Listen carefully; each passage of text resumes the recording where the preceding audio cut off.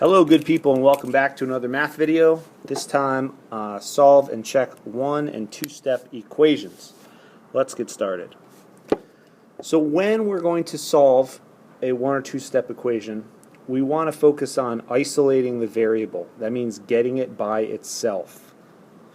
We're going to do that by using an opposite operation to get rid of constants and also coefficients. Again, so that we're getting the variable by itself. And then really when the variable is by itself, you're done. Well, kind of, because then you remember you got to check. Alright, we'll start off with some one step. So here's a one step equation. X minus 7 equals 10.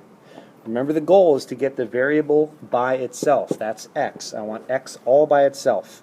So I'll use some opposite operations. This is a minus 7, so I'll do a plus 7. But remember, this is kind of like that seesaw. And we have this big equal sign here. So if we do something on one side, we need to do that on the other side. So a minus 7 and a plus 7 right here, they're just going to cancel each other out. Minus 7 and plus 7, it's like nothing happened. So we're just left with x on this side.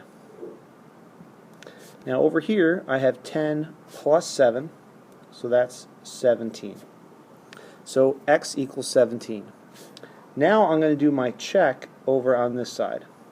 I'll rewrite the equation, x minus 7 equals 10. Now the substitution line. When I do the substitution, I am taking the answer I have for x and I am writing it in place of x. So instead of writing x here, I'm going to write 17. I'm substituting it in, minus 7. 17 minus 7 is 10, and I had 10 on my other side, so this checks. Here's another one, number 2. The variable is p, so this is p over 4 equals 12. Or another way to say it is p divided by 4 equals 12. So the operation I'm looking at is division.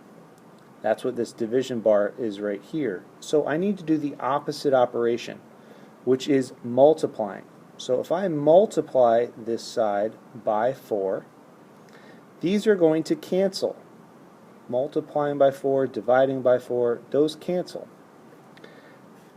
So all I'm left with on this side is p. But remember, if I'm going to do that to one side, I need to do that to the other side. So on this side, I need to multiply by 4. 12 times 4 is 48, and I'm done. So now for my check, I have p divided by 4 equals 12. And I am going to substitute. Instead of writing p in, I'm going to put 48 in that spot. 48 divided by 4. I'm seeing if that's going to equal 12. Yep, 12 equals 12, and this one checks. Here we have a two-step equation for us to solve. It's 4x minus 3 equals 13.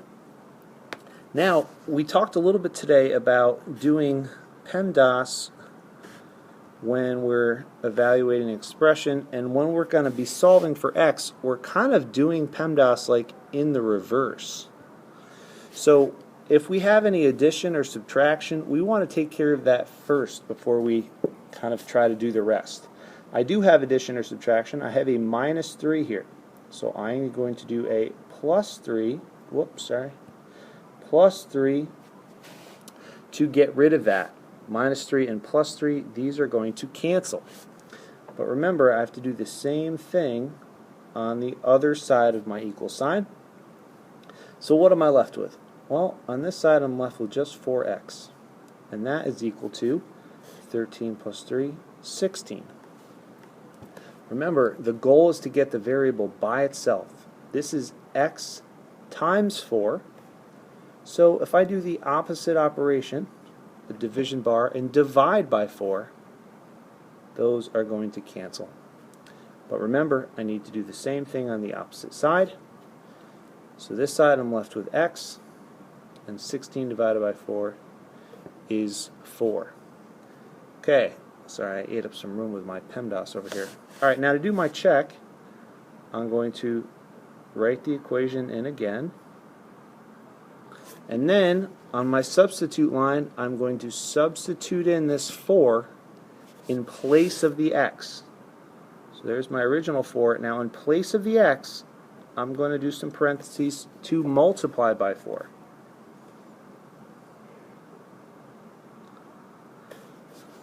Four times 4, that's 16.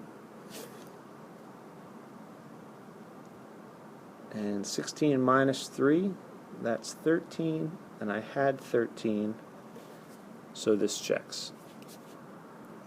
Okay. Negative 5n minus 4 equals negative 24. Well, remember our reverse PEMDAS will take care of any addition or subtraction first. So I'm going to do a plus 4 to have these cancel. So plus 4 over here. Now this is a negative 24. And I'm having a positive 4. So you might have to review your integer rules, but that's going to leave me with negative 20. And on this side, I'm going to have negative 5n. Now I have n multiplied by negative 5. So I need to divide this by negative 5 in order to have these cancel and get n by itself. Whatever I do to one side, I'm going to have to do to the other side. So on here, we're going to cancel, and I'm going to be left with n. Negative 20 divided by negative 5 is positive 4. So now I can do my check. Sorry, I made things a little tight over here, but I'll do my check here. Negative 5n minus 4 equals negative 24. And now I'm going to substitute that 4 in. Negative 5 times 4 minus 4 equals negative 24. Negative 5 times positive 4 is negative 20. So now I have negative 20 minus 4 will equal negative 24. So if you keep, well, if we want to remember our integer rules, we would do a keep, change, change. So this is really like saying negative 20 plus a negative 4. If I do my keep, change, change. And now I'm adding things that have the same sign. So that is negative 24. And I had negative 24. So this checks. Alright, that's it. Some new stuff. 1-step and 2-step solving these equations. Watch it a few times, and we'll see you soon.